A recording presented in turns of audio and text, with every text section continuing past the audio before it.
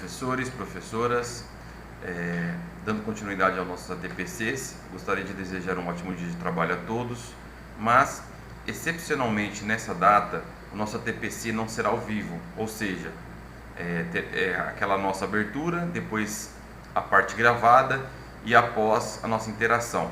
Teremos a interação apenas pelo chat, tudo bem? Por motivos de problemas aí técnicos que nós não vamos conseguir fazer essa transmissão.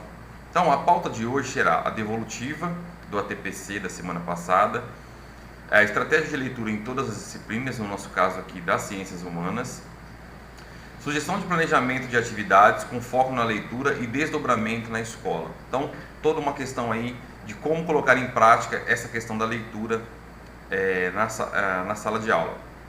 Bom, da devolutiva da semana passada, nós tivemos 123 respostas no Forms.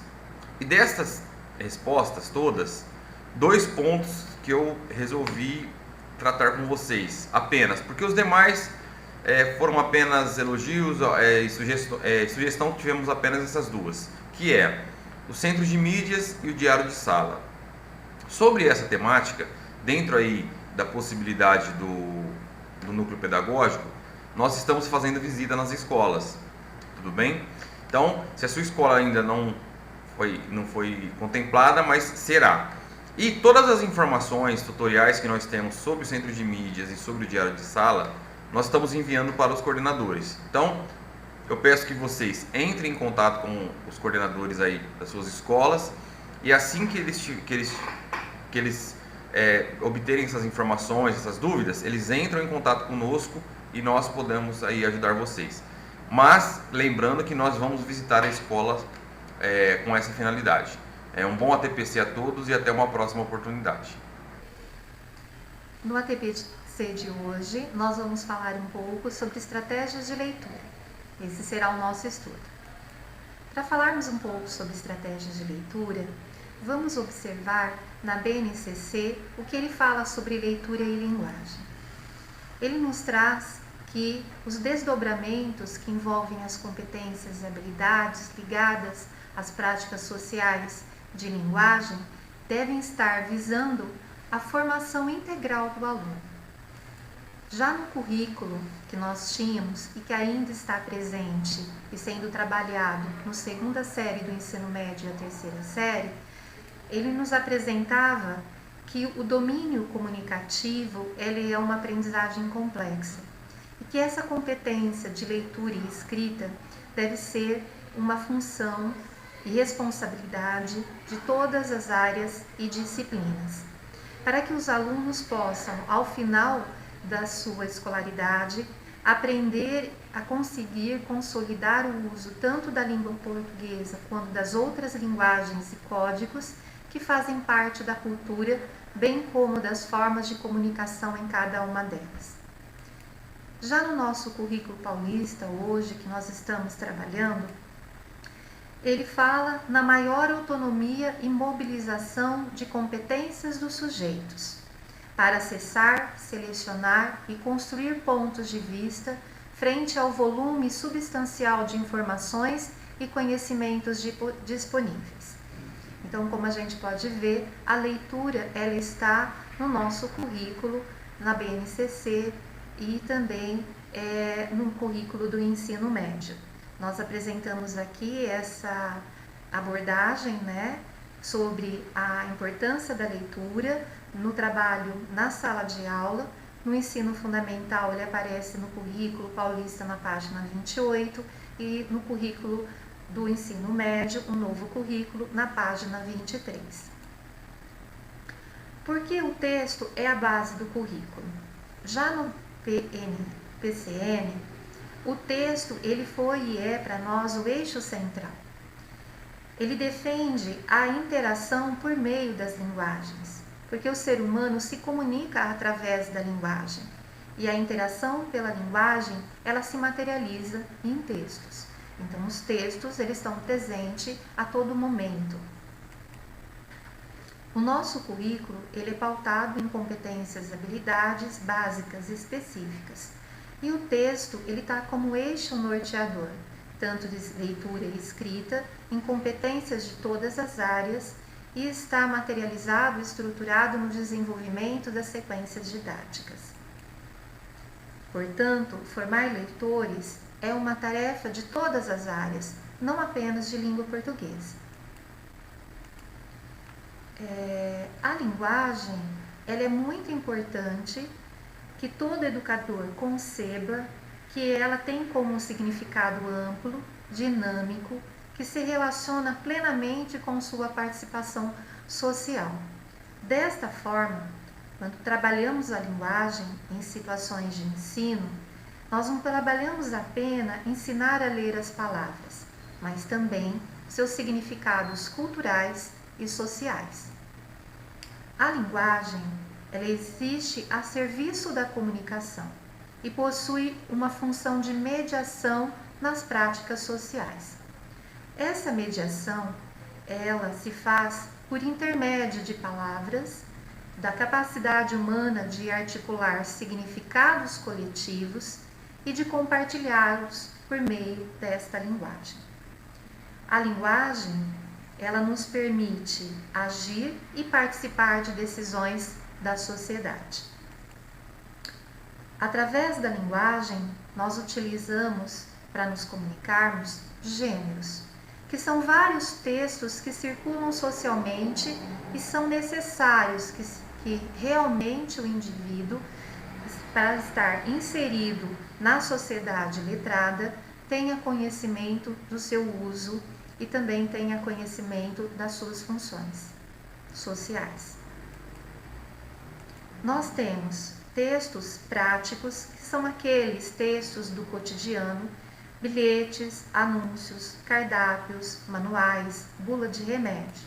Temos textos informativos, que trazem informações, conhecimentos, descobertas. São textos jornalísticos, a enciclopédia, o mapa, o infográfico, os dicionários. Nós temos também os textos literários, que são os registros de pensamentos e fantasias do homem de sua relação com o mundo, tais como o poema, a crônica, a novela, o conto, a fábula.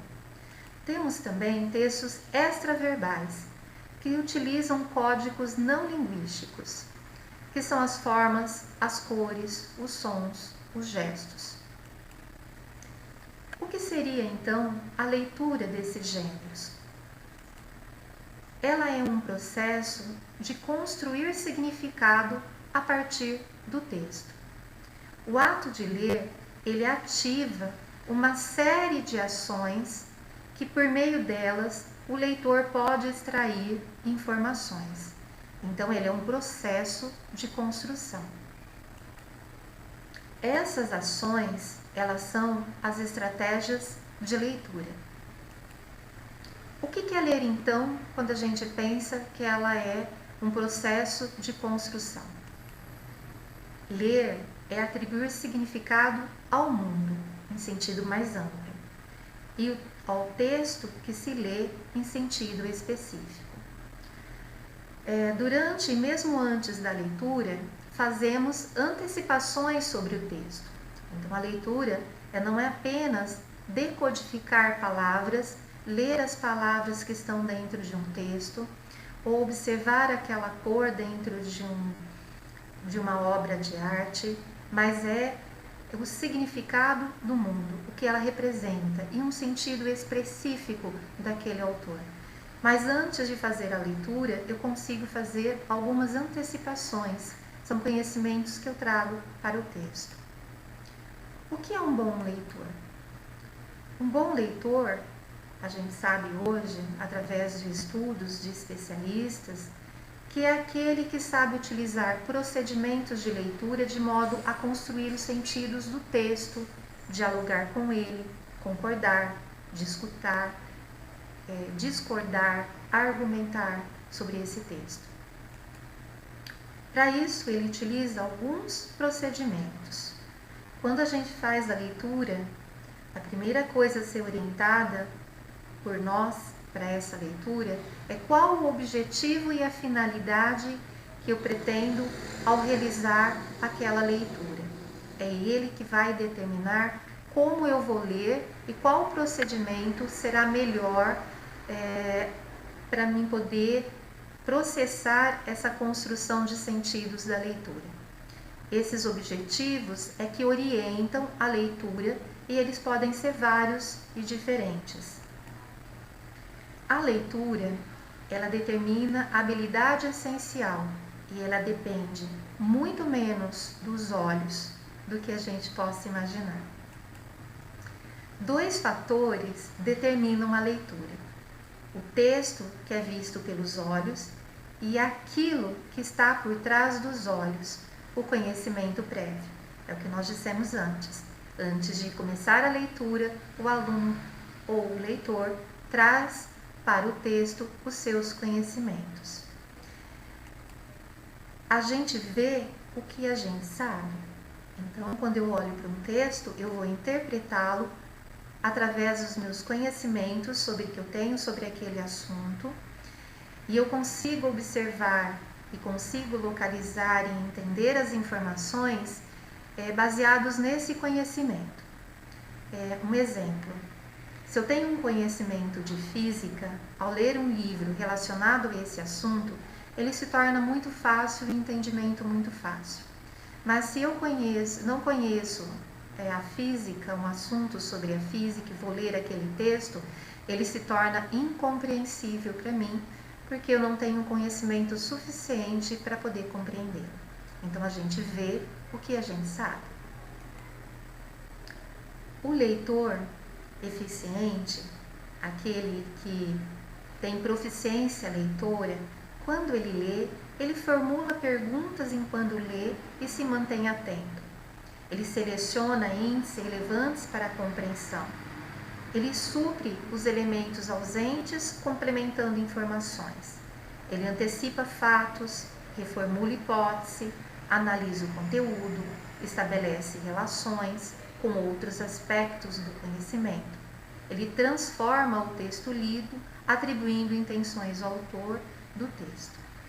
Todos esses movimentos e outros que não citei aqui fazem parte do nosso processo de leitura quando estamos construindo esse entendimento. Então, ao ler um texto, ao mesmo tempo, podemos dizer que a gente faz isso naturalmente, sem perceber esses procedimentos que nós estamos falando. O que é uma estratégia, então? Em alguns textos de uma literatura sobre estratégia, ele descreve, que a gente pode definir estratégia como uma habilidade, uma técnica, um procedimento, pois são todos muito semelhantes. Então, por esses autores, nós podemos falar aí, então, que estratégia é uma habilidade que eu tenha e adquira essa competência ao longo da minha vida, ao se tornar leitor. Então, a leitura a gente não aprende e para nela, a gente vai avançando em nossos conhecimentos e habilidades ao longo da nossa vida. E ela também é um processo que se aprende. As estratégias de leitura, elas são conjuntos de ações ordenadas que têm determinada finalidade, dirigidas à execução de uma meta. É aquilo que nós dissemos, eu tenho uma finalidade, um objetivo. Então, dependendo da finalidade e objetivo que eu tenho para aquele texto, eu utilizo mais uma estratégia do que outra. Eu posso estar utilizando como estratégia a decodificação. O que seria a decodificação? É ler as palavras, saber e entender as palavras. Quanto mais leitor eu me torno, menos eu utilizo essa estratégia. Eu salto os meus olhos pelas palavras do texto, isso faz com que eu tenha uma leitura mais com fruição e uma leitura mais rápida e compreensiva. Eu não preciso ler, quando eu tenho uma leitura proficiente, todas as letras daquela palavra. Eu acho que vocês já viram alguns exercícios e textos aí que correm pelo WhatsApp, mostrando que não precisamos de todas as letras para poder ler o texto que nos é apresentado. Ele exemplifica bem essa estratégia que é a decodificação. mas ela é a primeira que os alunos aprendem na alfabetização. Eu antecipo o que eu vou ler. Quando eu estou lendo, eu vou antecipando pelo meu conhecimento aquilo que o texto possivelmente pode dizer para mim. Ao fazer isso, eu seleciono importantes informações que ao longo do texto depois podem ser verificadas e excluídas ou não, ou confirmadas, né? Então, eu tenho aí interferências do conhecimento e da minha importância de conhecer o texto para poder compreendê-lo. Então, eu faço intervenções dentro do texto que possa aí ajudar nessa compreensão de acordo com o que eu conheço sobre o assunto. E também vou verificando ao longo do texto se essas inferências que eu vou fazendo, essas antecipações, elas vão se confirmando. Como eu disse, a antecipação a gente pode prever o que está escrito por vir quando a gente conhece o gênero, o autor, o título e sabe sobre o assunto, levanta hipótese do seu assunto que vai se confirmar ao longo do texto. A seleção, ela permite que o leitor se atenha aos índices úteis, desprezando assim os relevantes. É onde eu começo a procurar localizar informações dentro do texto que vai permitir aí que eu atinja o objetivo e a finalidade da minha leitura.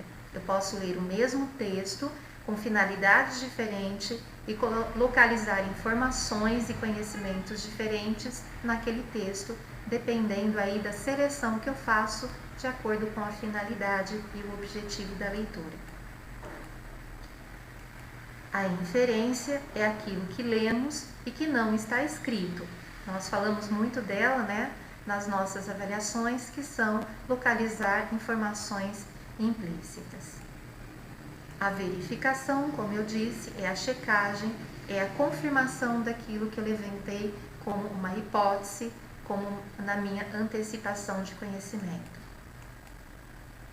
Eu tenho a autorregulação, onde o autor faz essa mediação entre o que ele supõe e as respostas que o texto vai dando. Então, ao longo do texto, usando essas estratégias, eu faço essa autorregulação de acordo com o meu objetivo e com a minha finalidade de leitura. Eu também tenho a autocorreção, que eu repenso a hipótese levantada anteriormente, redireciono a minha leitura, retomo as partes anteriores do texto e faço aí as devidas correções. Então, quando eu leio um texto, eu utilizo essas estratégias e utilizo também a autorregulação e a autocorreção. Antes da leitura, a gente sempre antecipa seu conteúdo a partir do título, do tema a ser abordado, do conhecimento que temos sobre o assunto ou o autor e os comentários feitos por quem já leu esse texto. Então, eu trago para a leitura do texto todos os meus conhecimentos para que eu possa ser confirmados ou não ao longo do texto. Então, é importante na hora do professor trabalhar com a leitura, ele saber da importância, né, no seu planejamento de propor situações e intervenções onde os alunos podem mobilizar esses conhecimentos antes da leitura. Durante a leitura, como nós falamos, nós usamos as estratégias a partir dos elementos do texto e das experiências anteriores, fazendo antecipações, verificações, inferências, para buscar confirmar aquilo que pretendemos localizar dependendo do objetivo e da finalidade. Nunca nos esquecendo que quando nós estamos relacionando com o texto, nós trazemos para eles também as outras leituras que nós tivemos, as experiências vividas, as crenças, os valores, a cultura e outras coisas. A leitura não é linear. Nós não lemos um processo linear. É como eu disse para vocês, né? Ao ler, percebemos algumas palavras globalmente e adivinhamos outra, guiado por nossas experiências e por nossas hipóteses de leitura. Foi o exemplo que eu dei do texto do WhatsApp, que a gente observa que tem letras misturado aí a números e a gente consegue ler. Então ela não é linear. Eu não leio todas as palavras ao mesmo tempo, todas as letras. Ela pula-se, salta-se dentro do texto. Então, quando eu faço isso, nós utilizamos para ler as estratégias de leitura, mobilizando as capacidades de leitura, que nós podemos chamar, alguns autores chamam também, de habilidades. As capacidades de leitura, elas são um conteúdo a ser trabalhado ao professor quando ele pensa em ensinar leitura aos alunos. Além disso, antes de ler, eu posso trazer essas informações complementares, como anunciar o ilustrador, ler partes de introdução, compartilhar informações. Também posso falar um pouco sobre coleções em que esse livro está. Durante a leitura eu posso fazer interrupções de acordo com o leitor, que eu estou tendo que ser uma leitura em voz alta, para criar suspense, para fazer antecipações. Também posso tecer comentários sobre o que foi lido depois. Todos esses atos na leitura estão relacionados a um comportamento leitor. Além disso também, nós temos diferentes motivos, como eu disse anteriormente, e diferentes procedimentos, como eu já citei, né? Então eu tenho propósitos. Quais seriam esses propósitos? Aqui tem alguns exemplos. Ler para se divertir, ler para se informar, ler para dramatizar ou ler para estudar. No caso da leitura para estudar, eu posso ter diferentes procedimentos. Eu posso marcar e sublinhar a palavra-chave, eu posso grifar, eu posso fazer um fichamento, eu posso esquematizar aquilo que eu quero de informação, eu posso fazer um mapa mental.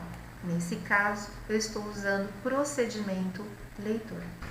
Então, eu tenho, ao mesmo tempo, quando eu faço a leitura, mobilizado as capacidades leitoras, o comportamento leitor e os procedimentos leitores. Essas três coisas estão envolvidas na leitura ao mesmo tempo.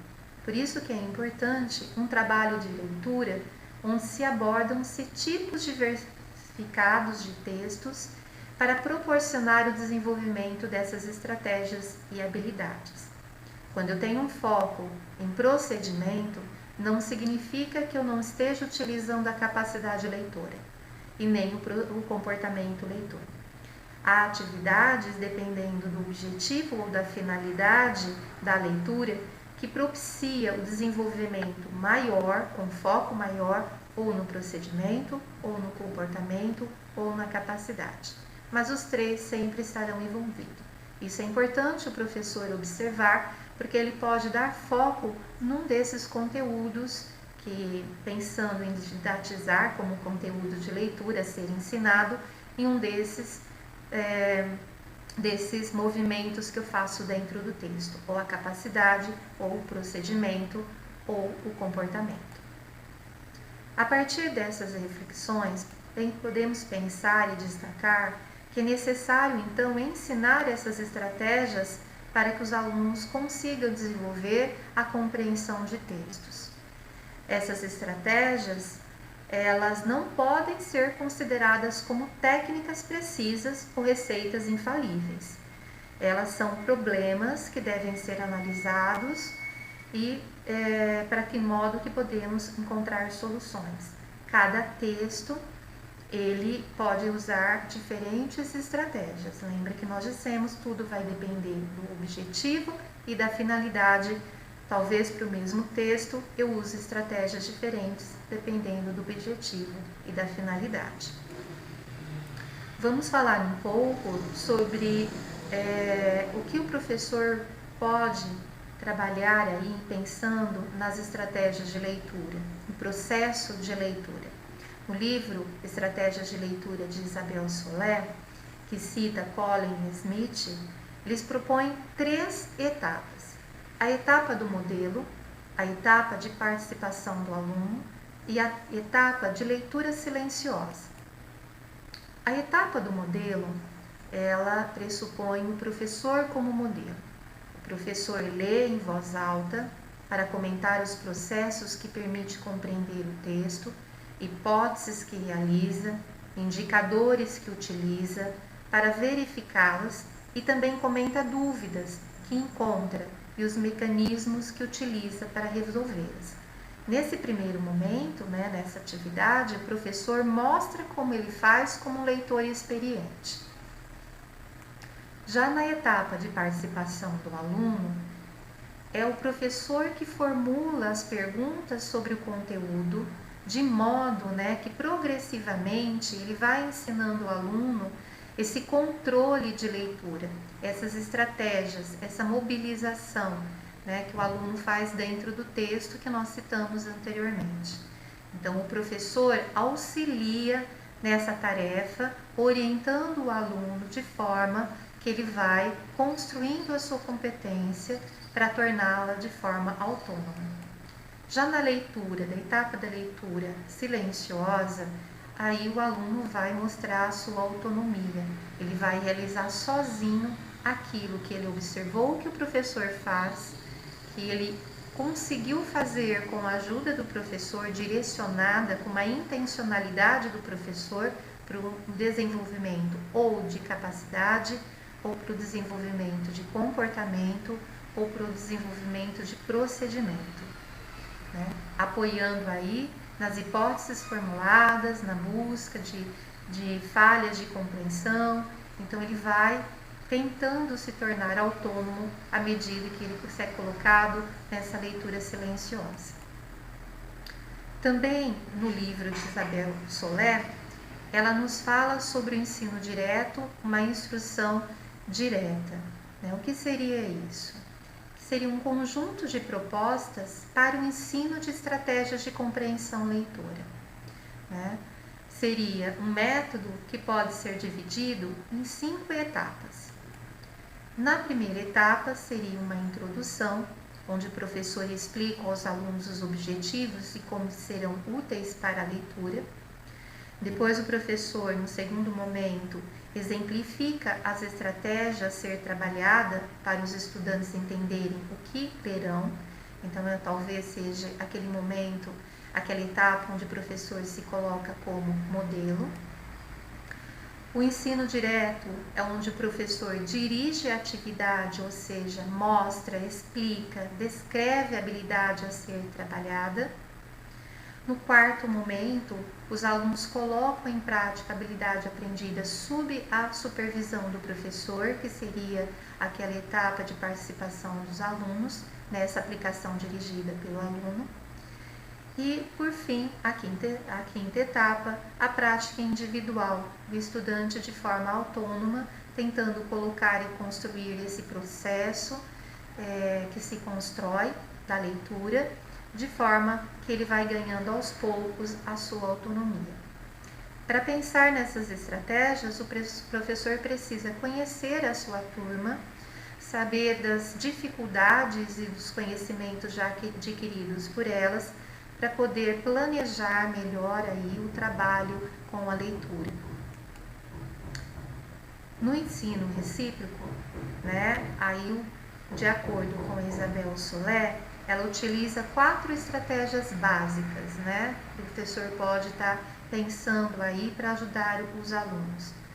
Ele pode estar pensando em intervenções, em boas perguntas, que levem os alunos a formular previsões, formular perguntas sobre o texto, esclarecer dúvidas e resumir. Então, nessa etapa aqui, ele acaba ajudando o aluno a mobilizar todo o seu conhecimento do processo e das estratégias de leitura para poder compreender o texto. Nesse modelo, a discussão ela é feita em turnos pelos participantes, que pode ser o aluno e o professor, e a cada um começa formulando uma pergunta e esclarecendo dúvidas, resumindo o texto, suscitando previsões sobre o que virá em seguida. É quase um debate sobre o texto. A leitura, ela é um processo contínuo de elaboração de expectativas, hipóteses e previsões que vão sendo verificadas enquanto se lê um texto. Pois isso é muito importante que os estudantes leiam diferentes gêneros de textos e que se costumam com as diversas estruturas desses textos, assim como os textos com níveis de dificuldades maiores também seria importante serem trabalhados com os alunos. Porque a hora que eu trabalho uma leitura colaborativa num texto com mais dificuldade, eu estou auxiliando o meu aluno a aumentar o nível de compreensão que ele possa ter e o nível dentro do seu processo cognitivo em questão à leitura. O acesso a essa competência leitora exige então uma apropriação que deve ser consolidada aí, através desses conhecimentos, informações e procedimentos. A todo momento, dentro da nossa sociedade, somos chamados a colocar em ação os nossos saberes em relação a essas capacidades que temos em respeito à leitura, o que nós chamamos de habilidades. Elas são ensináveis também, e é aquilo que eu falei, nós vamos aprendendo ela ao longo da nossa vida. Resumindo, quanto mais habilidade de leitura alguém consegue dominar, mais elemento será seu nível de competência leitora. E ter habilidade, ou seja, fazer algo, é o mesmo que conseguir mobilizar determinado conhecimento para realizar uma ação. Então, para ter habilidade leitora, ser produzente, para a gente ser aí proficiente, na verdade, com a leitura, nós precisamos aprender como usar essas estratégias. Para o professor, a palavra-chave, talvez, desse nosso estudo de hoje é múltipla. Para o professor é importante ele ter um conhecimento da natureza da leitura, o conhecimento dos procedimentos e estratégias de leitura utilizados pelos leitores proficientes, o reconhecimento de si mesmo como leitor proficiente, e a partir do nosso conhecimento de leitura, dos nossos procedimentos, que a gente pode estar planejando melhor as situações de aprendizagem, as situações de atividades para os alunos. E agir como um leitor realmente proficiente, como modelo para os seus alunos.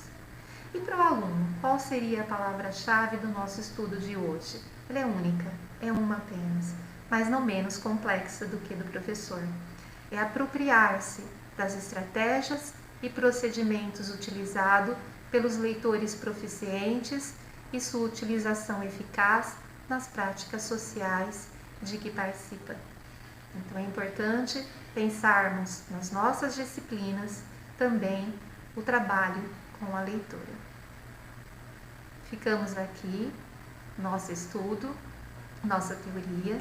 Nós tivemos aqui a referência Bakhtin, a Katia Bracklin, Vanzolini, Kleiman. Tivemos também o estudo de uma oficina de leitura da Unicamp, os parâmetros do MEC, além do currículo, Isabel Soler e Unas.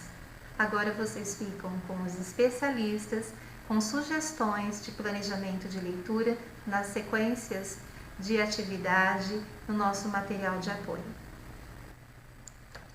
Olá, professores, professoras, coordenadores e coordenadores.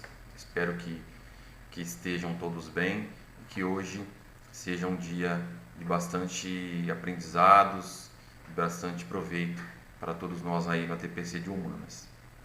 O ATPC dessa semana, tanto no nome de linguagens, como de exatas, como de ciências humanas, será focado na leitura. E por que chegamos a esse tema?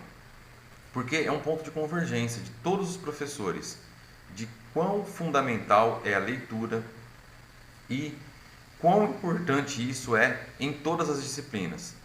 Porque se temos um aluno leitor que tem atenção, que é um leitor crítico, isso vai facilitar na resolução tanto de problemas lá em matemática, na química, na física, como no entendimento das nossas aí disciplinas das ciências humanas. Então, não é simplesmente apresentar um texto para que o aluno entenda, decodifique aqueles códigos, aquelas palavras formule frases. É um nível mais profundo dessa leitura. E eu, pesquisando aí, cheguei a 2 autores aí, que não é tão recente o lançamento do livro, que contém esses 4 níveis de leituras que são possíveis aí aos nossos estudantes. Então temos primeiro uma leitura elementar, que é uma leitura básica aí, uma leitura inspecional, que já é uma questão mais aprofundada, uma leitura analítica, e o nosso foco aí é sugerir que nós consigamos aí como mediadores que os nossos alunos cheguem a uma leitura sintópica. Então, dentro da leitura elementar, trata-se apenas da habilidade de juntar sílabas, compreender frases e saber identificar as informações contidas no texto. Isso, até um leitor crítico, ele pode também, a depender do seu objetivo, fazer uso dessa leitura elementar. Que é, por exemplo, quando aí passamos pelo centro da cidade, ou estamos andando aí no shopping e vemos um outdoor. O que acontece? Nosso nível de leitura ali é apenas para decodificar a mensagem que tem naquela informação.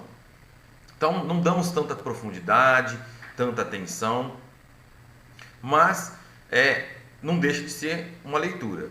Outro ponto interessante é que nós chegamos à conclusão, eu cheguei a essa conclusão após aí os estudos para passar essas informações para vocês, é que sempre nós ouvimos aí de alguns professores que nossos alunos não leem, não escrevem. Se nós pararmos para pensar, eles ficam praticamente boa parte do seu dia nas redes sociais. Isso significa que eles estão lendo. Não é uma leitura proveitosa, porque ali eles estão no momento aí de lazer, de ócio, mas não deixa de ser uma leitura. Aí, outra questão, de escrever. Escrevem, nós observamos até postagens aí no Facebook da vida, no Instagram, de erros grosseiros. Então, quer dizer, apesar de estar escrevendo, eles estão escrevendo errado. É aí que nós podemos nos aproveitar dessa questão para levarmos o nosso leitor, nosso aluno, a um outro nível. O objetivo dessa leitura elementar é apenas que consiga ler um texto sozinho. O aluno vai conseguir ler sozinho. Ou seja, ele vai ficar ali num nível muito básico da leitura. Um outro ponto aí que esses 2 autores nos trazem, que é uma leitura inspecional. Nessa fase, temos uma leitura de sondagem. O entendimento não é total ainda, mas propicia os fundamentos para a próxima etapa. Ou seja, ele está decodificando aquelas frases, aquelas palavras, mas ainda ele não tem um entendimento global da ideia que o autor tenta passar. Logicamente, ele não vai conseguir comparar essa leitura com outras leituras que ele tenha feito. Então, essa leitura inspecional seria aquela primeira, quando nós aí passamos em concurso ou que estamos prestando a outros concursos aí, é aquela primeira leitura para a gente entender qual que é o cerne da questão. Então, a gente não se aprofunda muito, a gente vai ler aquela questão, muitas das vezes a gente lê novamente, e aí nessa nova leitura é que pode trazer um novo entendimento. Na leitura analítica, essa aqui já é mais usual nas nossas aulas, com os nossos alunos. Eu elenquei alguns pontos aqui de como que ela pode ser feita. Então, uma leitura analítica, ela parte de um pressuposto que o aluno faça anotações. Essas anotações servirão de subsídios para que, a hora que ele ler na sua integralidade, ele possa entender o que o autor tenta passar, qual que é o conhecimento que ele tenta construir. Outra opção são os fichamentos. Os fichamentos aí é muito utilizado aí no nível universitário, mas não deixa de ser uma possibilidade para que possamos trabalhar com os nossos alunos. Resumos, porque um resumo, na verdade, é o seu entendimento sobre aquela leitura. Então, o resumo ele é muito rico. Então, mas também não basta apenas, resume esse texto, por exemplo, no nosso caso aqui em Ciências Humanas. Você vai resumir um texto de história, você vai encurtar para um fácil entendimento. Mas algumas informações ali não podem deixar de constar nesse resumo. Exposição oral. Principalmente aí quando nós pedimos aos nossos alunos aí um seminário, nós percebemos a dificuldade, porque o seminário ele parte de uma parte de estudo, uma parte de leitura, para que depois ele possa compartilhar tanto com os colegas como com nós aí, professores. Encontrando exemplos concretos. Então, dentro da leitura, ele tem que encontrar um exemplo concreto para que facilite o seu entendimento. Então, vai proporcionar os contextos principais do texto. Lembrando que aí nós estamos aí, para aqueles autores, um terceiro nível de leitura. E, para finalizar, temos uma leitura sintópica, que seria aquele leitor crítico. Nessa etapa, o leitor já compreende totalmente as ideias do autor. Então, ele entende na sua integralidade, o texto de forma integral. Dá subsídios para uma comparação com outras leituras. Quando o leitor ele entende aquilo, ele logicamente ele vai comparar com outras leituras feitas anteriormente.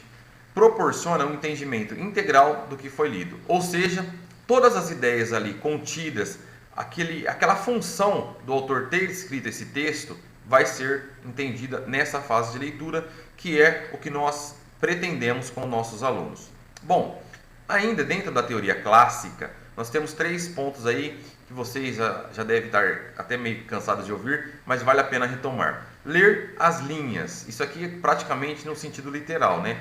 Ler o que está explícito no texto. Então, o leitor ele vai se pautar naquilo que está no texto. Ele não vai conseguir ainda, nesse nível, uma informação implícita, que é uma questão ali mais profunda. Que já é o próximo passo aí, o ler nas entrelinhas. O ler nas entrelinhas é uma questão que muitas das vezes não está tão explícito, não está tão claro ali. Mas de uma forma implícita você pode entender o que o autor quis dizer com aquelas, seja figura de linguagem, seja exemplos abstratos muitas das vezes, mas ler nas entrelinhas é ler ler nas entrelinhas significa buscar um entendimento que não está literalmente na escrita. E por último, é o ler para além das linhas. Esse ler para além das linhas seria de forma o que o autor quis de forma implícita. O que está por trás daquela escrita? Qual que é a intenção, o objetivo desse autor? Então, essa parte mais teórica, aqueles 4 níveis de leituras que eu já apresentei, e esses 3 pontos aqui é basicamente a nossa teoria sobre a leitura. E também, qual que é o nosso papel aí, nosso trabalho enquanto professores? Ser um mediador da leitura. E para ser esse mediador da leitura, nós temos algumas sugestões aí. E esses pontos que eu vou elencar com vocês aqui, pode ser trabalhado por todas as disciplinas, por todos os professores. Basta que esse professor também seja leitor. Então, é uma dificuldade aí, nós sabemos, muitas aulas, principalmente agora nesse período de aulas híbridas, boa parte remota, então sabemos essa dificuldade. Mas, quando você leu alguma coisa, algum texto, algum livro, fica mais fácil de você mobilizar alguém ou estimular alguém para que ele faça a leitura. Um mediador será sempre um animador, alguém que põe ânimo e alma no que faz. Então, nós nunca podemos subestimar nossos alunos, acreditar que eles não gostem de leitura.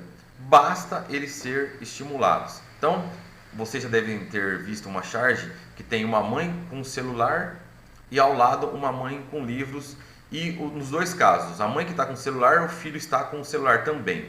Aí essa mãe vira para outra mãe e fala: como você consegue fazer com que seu filho leia? E aí você olha para o lado, está a mãe com o livro e o filho também. Então está partindo do quê? Do exemplo. Eu tenho até uma pequena história que aconteceu comigo. Quando eu estava em sala de aula ainda, uma vez eu estava logicamente trabalhando na disciplina de história, mas não sei porque ali naquele momento eu citei uma leitura do Saramago.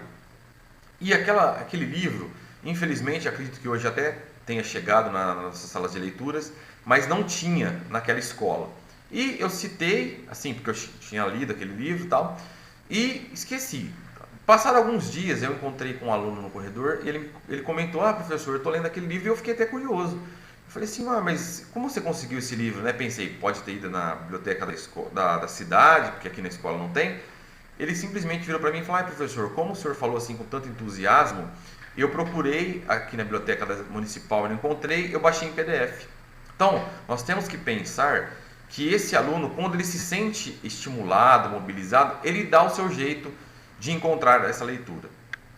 Outro ponto, mediar pode significar também o exercício de dar espaço às vozes existentes nos aprendizes. Muitas das vezes, principalmente quando a gente gosta de uma leitura, na verdade, alguns pontos daquela leitura são discordantes dos nossos, mas em sua maioria, as leituras que fazemos, ela dá eco às nossas imaginações, aos nossos desejos. Então, muitas das vezes nós lemos aquele livro que nós encontramos ali uma forma de identidade com aquele livro.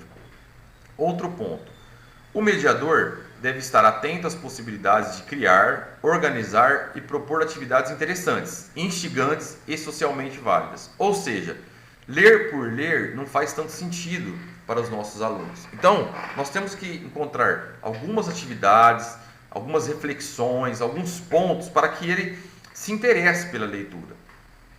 Não há espontaneísmo na mediação. Aprender implica provocar e oferecer alternativas para deslocamentos de significados. Ou seja, isso aqui vai de encontro com uma entrevista aí que vocês até podem procurar no YouTube, na internet, quando o autor Rubem Alves foi perguntado que conselho ele daria para os professores. E ele simplesmente disse, tanto para professores quanto para alunos. O meu ponto aí, em relação aos professores e alunos, é a provocação. Eu provocando esse aluno, porque não basta sugestão, a gente tem que provocar, falar assim, nesse texto vai trazer esse conhecimento, esse ponto, foquem atenção nisso, fazendo com que o aluno se interesse por aquela leitura. E dentro da nossa disciplina aí, tanto em filosofia, sociologia, história e geografia, nós temos alguns pontos aí importantíssimos. Por exemplo, na história, a demarcação do tempo, do espaço, num texto mais filosófico, a questão da reflexão, nós vamos retomar isso aí ao longo dos textos aí, das leituras, mas fique já de antemão que cada disciplina tem um ponto principal, fundamental, que a leitura pode proporcionar.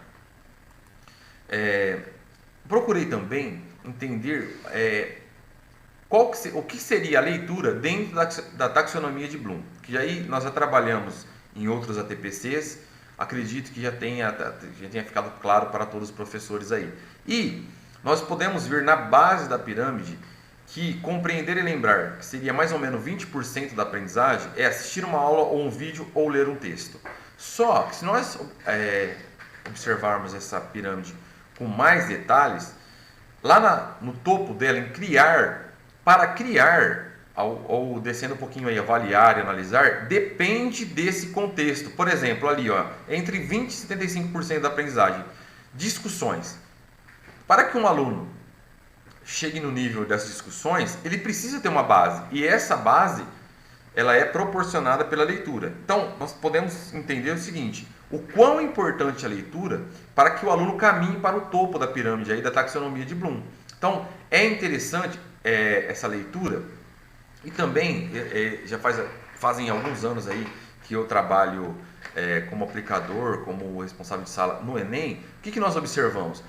A prova aí, o Enem, ela contém muitos textos, até basicamente nas áreas de exatas que nós estamos acostumados aí com problemas mais curtos, não são aqueles textos mais longos como de filosofia, de história, no geral de humanas. Nós percebemos a dificuldade que alguns alunos têm de focar aí naquela leitura. E aqui, dentro de uma pergunta, nós sabemos que grande parte da resposta já se encontra na pergunta. Quando que nós observamos isso?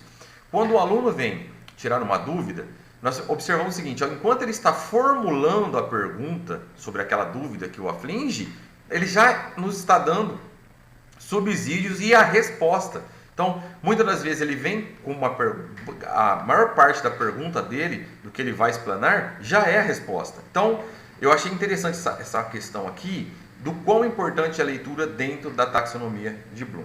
Então, dando continuidade, agora já entrando nas disciplinas aí específicas, eu peguei isso aqui no ensino fundamental, lá no início, no caderno do professor, quando tem aquelas instruções aí para nós professores. Você podem observar aí, professores, que tem até um pedaço, não foi proposital, mas tem esse caderno aqui está é uma versão, eles não está terminado. Mas qual que é o ponto fundamental aqui? A análise de fontes permite ao estudante trabalhar com fontes históricas por meio da leitura e da análise, seguindo procedimentos de uma pesquisa histórica. Sabemos aí que dentro da historiografia, grande parte, talvez assim, uma das fontes mais importantes que nós utilizamos é a fonte escrita. Tem outros tipos de fonte? Tem. Só que a fonte escrita ela é fundamental para a atitude ou o olhar do historiador. Então, vemos aí já no início, lá nas instruções ainda para os professores, a questão da análise de fontes. No sexto ano, eu procurei uma habilidade que fosse totalmente focada dentro da questão leitura. Então, nós vamos ali, identificar a importância das fontes históricas para a produção do saber histórico e analisar o significado das fontes que originaram determinadas formas de registros em sociedades e épocas distintas. Aí aqui, analisar a importância das diferentes linguagens, visual, oral, escrita, audiovisual, material e imaterial em diferentes sociedades e épocas. Nós estamos aqui, o foco aí da nossa orientação, das informações que eu pretendo passar aqui, é a leitura. Só que também não podemos aí levar aí ao limite de acreditar que a leitura é apenas texto escrito. Então, nós temos aí, dentro do audiovisual, do imaterial, várias formas de leitura. Então, aí retomando até Paulo Freire, a leitura de mundo. A leitura de mundo não é apenas a leitura escrita, é a leitura do entendimento, de ler o mundo de forma... A leitura vai nos proporcionar subsídios, mas não é apenas a leitura de um texto escrito. Bom, aqui eu peguei o texto que foi elaborado especialmente esse aqui, se salvo engano, já é no currículo em ação. Então, qual que é a atividade? Leia o texto e registre no seu caderno o que se pede. O trabalho do historiador e as fontes históricas. Para pesquisarem os seres humanos e sua relação com o tempo histórico, os historiadores utilizam as chamadas fontes históricas, que são vestígios deixados pelo homem ao longo do tempo, como um detetive, para obter informações de determinada época e sociedade. O historiador analisa essas fontes através de perguntas. Então, qual que é a atividade aqui? Pesquise em seu livro didático, na internet ou em outros meios físicos e digitais as características de cada um das seguintes tipos de fontes históricas: escritas, sonoras, visuais, audiovisuais, orais e materiais. Obviamente que eu fiz apenas um recorte e temos aí nessa atividade um texto que serve como base. Eu procurei apenas demonstrar como é pedido, eu não trouxe o texto porque fica uma questão de tempo também, mas vocês aí que trabalham no dia a dia com o currículo em ação ou para as segundas e terceiras séries do ensino médio, o São Paulo Faz Escola, vocês sabem aonde que está que eu tirei esse material. Bom, no ensino médio não difere assim drasticamente do ensino fundamental. Então, essa situação de aprendizagem, salvo erro, foi na primeira série do ensino médio. Então, o tema: as narrativas e as linguagens da área de ciências humanas e sociais aplicadas na compreensão de diferentes ideias, eventos e processos. Então, para chegar nesse objeto, no tema dessa aula, nós vamos aí para a habilidade 13 das ciências humanas e sociais aplicadas, que seria identificar, analisar e comparar diferentes fontes e narrativas expressas em diversas linguagens, com vistas à compreensão de ideias filosóficas e de processos e eventos históricos, geográficos, políticos, econômicos, sociais, ambientais e culturais. Então, novamente aqui, porque eu já disse isso, mas acredito que não seja demais eu repetir aqui. O nosso currículo, ele não é apenas linear. Olha o termo que eu usei, apenas. Ele é também, mas não é apenas. O que significa isso? Que a habilidade lá do 6º ano, ela retorna no ensino médio. Então, as habilidades desenvolvidas no ensino fundamental, elas serão retomadas, mas não com a mesma complexidade. Elas serão retomadas com um novo olhar, sabendo aí que dentro da faixa etária que o aluno cresceu, se desenvolveu, se tornou, se tudo correr bem, né, nosso trabalho for bem desenvolvido, se tornou um leitor mais crítico. Então, essa habilidade, ela necessita de ser mais aprofundada. Então, aqui nessa questão, comparar diferentes fontes e narrativas, essas narrativas partem de uma leitura crítica. Então, é necessário que o nosso aluno tenha esse nível de leitura. Dentro da geografia, eu até encontrei um exercício aí no 9º ano que eu achei extremamente profundo, na verdade, que são sugestões aí de como trabalhar a questão da leitura. Então, a primeira atividade, vamos dialogar, que é uma sugestão. Oralidade e conhecimento prévio dos estudantes com relação à temática. Então, na verdade, aqui seria uma sondagem. Registro dos pontos principais dialogados. Então, aí nós estamos aí numa roda de conversa ou numa socialização. Pronto. Ponto. Partimos, então, para a leitura e interpretação de reportagem, relacionando os aspectos da globalização com a atuação de organizações internacionais como a ONU. Então, aqui já surge a primeira leitura. Segundo ponto, utilização de estratégias para leitura e interpretação de texto. Então, como grifar as ideias principais, palavras-chave e anotações. Lembrando que aqui, já retomando aquela parte já falada, estaríamos aí no livro, no nível da leitura inspecional. Partindo aí para a atividade 3. Capacidade de identificar como o processo de globalização impacta o cotidiano de populações, relacionando a mobilização populares sobre questões globais. Então, toda aquela produção, aquele entendimento que esses alunos tiveram através da leitura, vai ser retomado aqui. Eu já vou passar para a próximo slide, para vocês verem como que é complexa essa atividade. Então, ficha de autoavaliação. Então, dentro dessa ficha, tá lá aquelas habilidades tidas lá na aula anterior, e aqui o aluno vai ter que preencher. Então, por exemplo, diálogo inicial e anotações. Foi atendido plenamente as intenções aí? Foi parcialmente? Não realizei? E as observações? Aí, atividade 2, que seria a questão da leitura. Análise de texto. Foi plena? Foi parcial? Não realizou? Então, tudo isso serve aí de subsídio para a última atividade, que seria a elaboração de um podcast. Então, notamos aí que todo esse trabalho de leitura, de diálogo, de socialização, de discussão, é para que o aluno tenha os subsídios para a criação aí de um podcast. Bom, no ensino médio, ali estávamos ainda no fundamental. No ensino médio, isso não difere também muito. O que nós notamos aqui? Que a habilidade na primeira situação de aprendizagem é igual, por se tratar do currículo de Ciências Humanas, é igual ao de História. Então, obviamente, não farei leitura, mas apenas ali, identificar, analisar e comparar diferentes fontes. Novamente, a questão da leitura.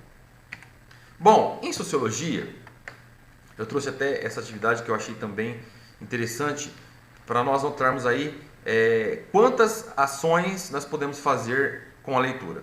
Então, primeiro momento, leia a afirmação.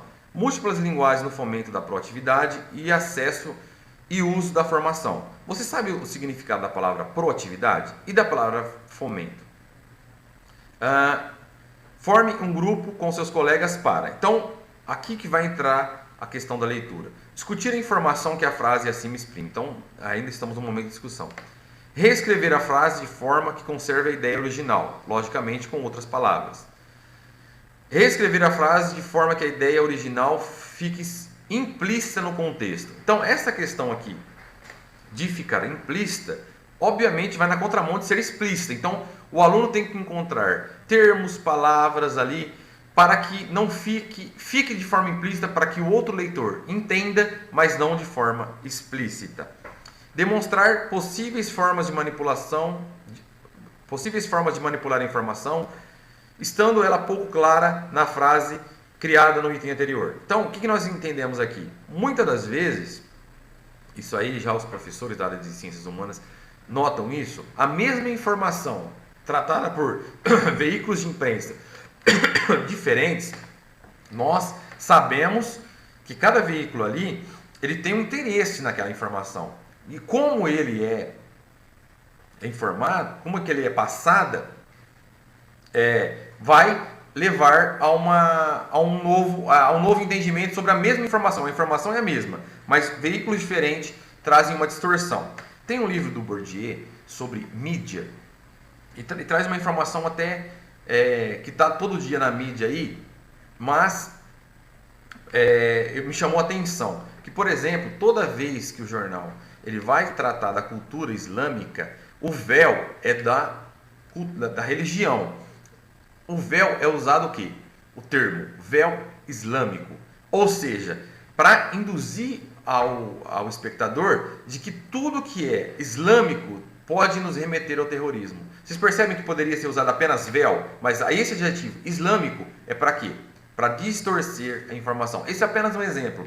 Eu acho que esse livro vale a pena ser lido aí por todos nós aí, educadores das ciências humanas, por trazer esses detalhes aí de como a mídia trabalha os termos para justificar ou para manipular a informação. Em sociologia ainda, eu não peguei o texto, mas apenas o exercício. Após realizar a leitura do texto acima, ou outra sugerida pelo professor, sobre as particularidades da juventude, organize-se para participar de uma mesa redonda com a turma. Para tal será preciso um mediador e um relator. Lembrando que aqui, esse mediador e esse relator serão os nossos alunos. Mas, retomando, para que tenha total eficácia essa leitura, nós lembramos aí do que já foi dito aqui hoje, que é a questão do professor enquanto mediador da leitura. Já indo para o final dessa sugestão de atividade, ao término da mesa redonda, o relator deverá apresentar um registro que destaque os posicionamentos dos participantes e o mediador encerrará indicando as convergências e divergências apresentadas pelo grupo. Escreva em seu caderno um texto argumentativo sobre a atividade. Para escrever esse texto argumentativo, é necessário uma leitura e os termos ali que foram apropriados dentro da discussão. Essa atividade foi sugerida aí na terceira série do ensino médio. Então, por que a Constituição de 88 ficou conhecida como a Constituição Cidadã? O artigo 5º, por exemplo, é um caso, e pode ser o ponto de partida para essa investigação. Então, aqui é uma sugestão da leitura do artigo 5º da Constituição. Essa sugestão de leitura ela é importante, por quê? Porque não é a Constituição ela é técnica, ela não é para ser, por exemplo, lúdica. Então, os termos usados ali, muitas das vezes, não são de fácil entendimento. Então, cabe o leitor, o nosso aluno, um nível de leitura mais aprofundado para que ele obtenha êxito aí. Em filosofia, não difere muito do que foi tratado até então em sociologia, história e geografia.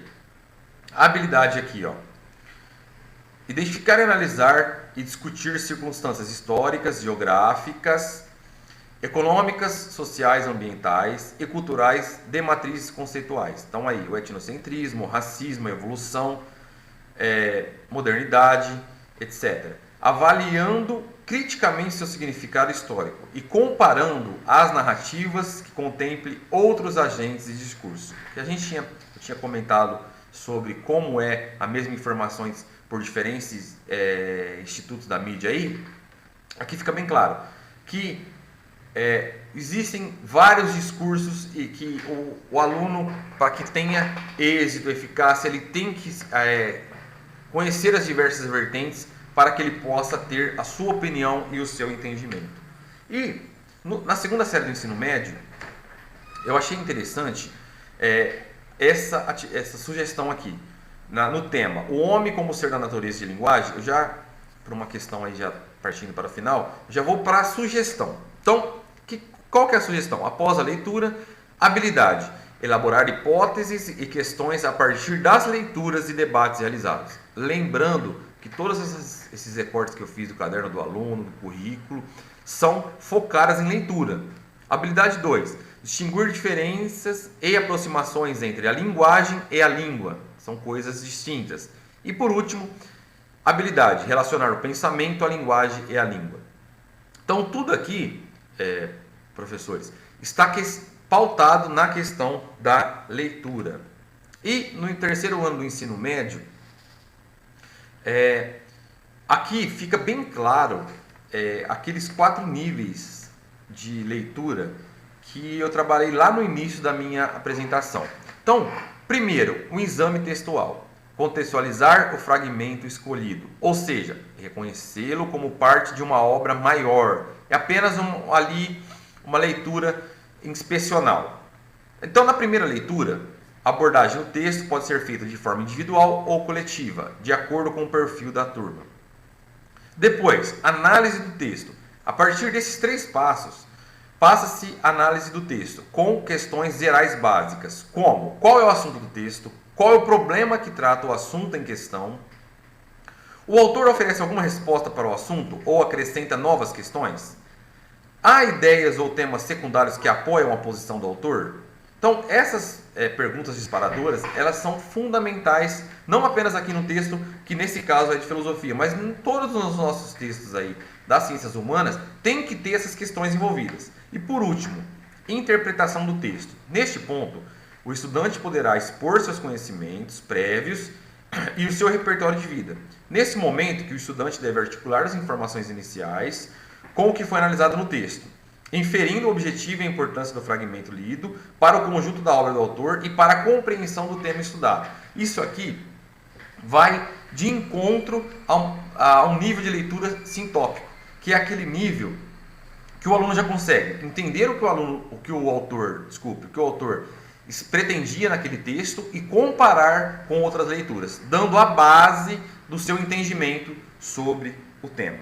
Então, eu espero aí ter acrescentado aí alguns pontos de reflexão para nós aí sobre a questão da leitura, retomando que a leitura não é apenas lá em língua portuguesa, perpassa todas as disciplinas. Eu gostaria já, para finalizar aí a minha fala, de desejar que consigamos atingir, mobilizar, estimular esses alunos na questão da leitura. Para escrever uma boa redação, um bom texto argumentativo, é necessário conhecimentos básicos e até profundos de gramática, sim, mas as ciências humanas, ela trabalha com os argumentos que esses alunos vão levantar. Desejo aí a todos um ótimo TPC e até uma próxima oportunidade. Chegamos então ao final da nossa TPC e propomos para vocês um desdobramento na escola para continuarmos o nosso estudo e a nossa formação. Para darmos continuidade, nós propomos que vocês façam um planejamento de roteiro, que irá considerar a sequência de atividade do material de apoio, ao qual vocês irão trabalhar nas próximas semanas. Esse planejamento deve ter, além do foco que vocês têm na sequência que está ali proposta para aquela atividade, para aquele ano em série, também um foco para o desenvolvimento da competência leitora. Além disso, nós pensamos em socializar as boas práticas em relação a esse estudo. Então, a gente espera aí, pelo menos, que vocês encaminhem um vídeo por escola de uma atividade que vocês trabalharam em qualquer disciplina, para que a gente possa socializar essas boas práticas. Esse vídeo, ele precisa ter 2 minutos. E a gente está pedindo que vocês possam encaminhar para nós até o dia 5 de abril, para que a gente possa aí estar socializando essas boas práticas sobre leitura no próximo ATPC. Um bom trabalho, até o próximo ATPC.